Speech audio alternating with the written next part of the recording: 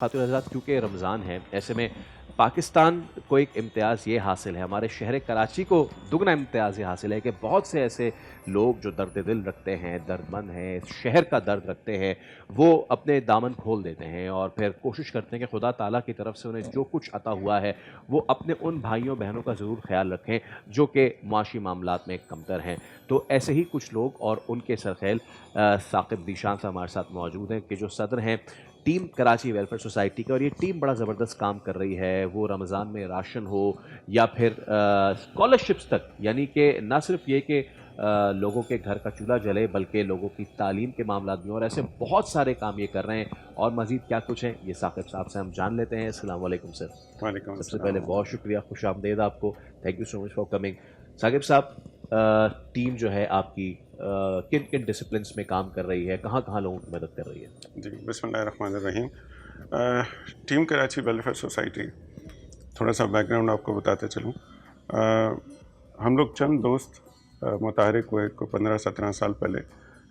बहुत कुछ हो रहा था हमारे इर्द गिर्द, तो हमने सोचा कि हमारा क्या हिस्सा डल रहा है एटलीस्ट, क्योंकि हम सब एफ्लुएंट अपनी अपनी अच्छी अच्छी जॉब्स पे अपने कारोबार में मसरूफ़ हैं, तो क्या कुछ हम भी हिस्सा डाल रहे हैं उम्मत के लिए, लोगों के लिए जो स्ट्रगल कर रहे हैं, कि उनको किस तरीके से हेल्प आउट कर सकें। तो आईडीपीज़ का सिलसिला उस वक्त चल रहा था, internally displaced people, Swat operation बहुत मशहूर। तो we started from there. Okay. एक छोटा सा हमने इनिशिएटिव ये लिया कि अपने अपने इदारों में जो हम लोग फंड्स कलेक्ट कर सकते थे, वो करके हमने वहाँ पे एक अपने रिप्रेजेंटेटिव भिजवाए और एक मेडिकल कैंप वहाँ पे सेटअप करवा। वहाँ से बस समझें कि टीम कराची की एक इब्तदा हुई। उसके बाद से अनफॉर्चुनेटली पाकिस्तान में आपको पता है कि डिज़ास्टर्स और डिफरेंट हालात की कमी नहीं है। कभी कहत साली है तो कभी फ्लड्स हैं, कभी कुछ तो कभी कुछ। तो एक ना ख़त्म होने वाला सिलसिला समझें गुज़िश्ता 15-17 साल से जो है वो जारी है। और माशाल्लाह बहुत सारे इदारे काम कर रहे हैं, तो हमने सोचा कि हम भी बढ़ चढ़ के इस कार्य खैर में हिस्सा लें। इनिशियली जो हम लोग ज़्यादा मुतहरिक हुए वो फ्लड्स के ज़माने में हुए, जो 2005-6 का फ्लड था। उस फ्लड्स के अंदर हमने पहले तो रिहेबिलिटेशन का काम किया कि लोगों को कहीं पे सेफ़ जगह पे पहुंचाना था। फिर उसके बाद एक दूसरा पर्सपेक्टिव ये था कि उनको खुराक की ज़रूरत थी, राशन, और फिर लेटर ऑन जब पानी रिसीड कर रहा था तो फिर उनको रिहैब करना था। वो सिलसिला अल्हम्दुलिल्लाह हम लोगों ने किया, जिसमें मेरा ख़्याल है हज़ारों राशन तकसीम हुए।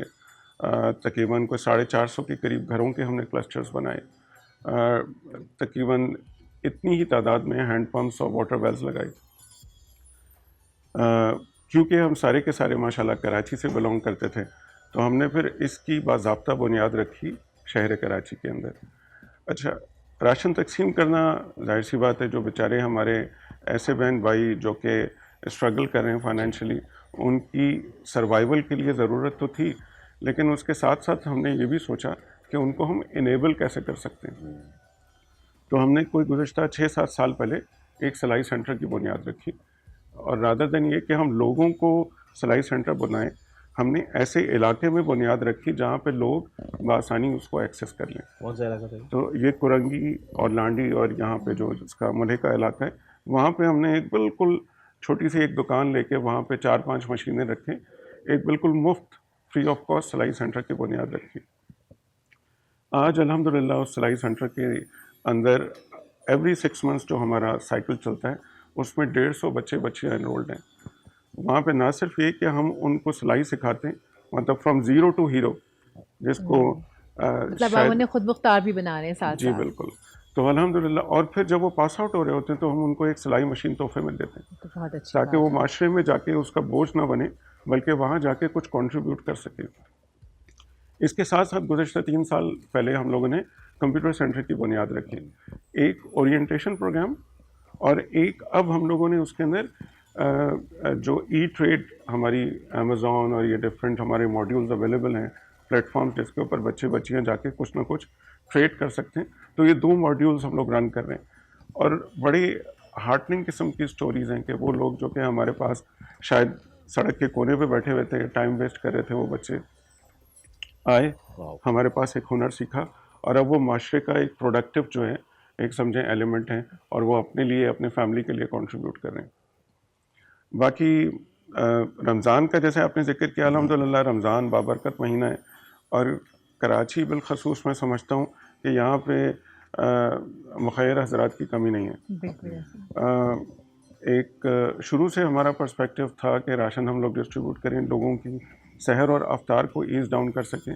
تو اس کے اندر آلدو ہمارا سائز بہت چھوٹا سا ہے، لیکن الحمدللہ ایز وی اسپیک تو تقریباً 8,500 فیملیز کو ہم لوگ ریچ آؤٹ کر چکے ہیں، جن کو ہم لوگ ان کا منتھلی راشن پرووائڈ کر چکے ہیں.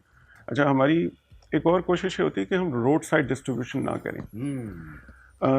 لوگوں کو عزت نفس کے ساتھ ان کو پراپرلی انرول کر کے کہیں ایک جگہ جمع کر کے ہم لوگ راشن تقسیم کرتے ہیں. ابھی آپ کے شاید نظر سے گزری ہوگی ایک اسی طریقے سے راشن تقسیم کے درمیان کراچی کے ایک علاقے میں بھگدڑ ہوئی، ایک خاتون کی ہلاکت ہو گئی تھی. جی، ہمارے پاس تقریباً 22,000 سے زیادہ کوالیفائڈ فیملیز ہیں، جس میں disabled, old age and widows especially. ان کو ہم لوگ باقاعدہ کوئی شادی ہال، کوئی وینیو بک کرتے ہیں، جتنے نمبر آف راشنز ہم نے ڈسٹریبیوٹ کرنے ہوتے ہیں ان کو وہاں پہ انوائٹ کرتے ہیں.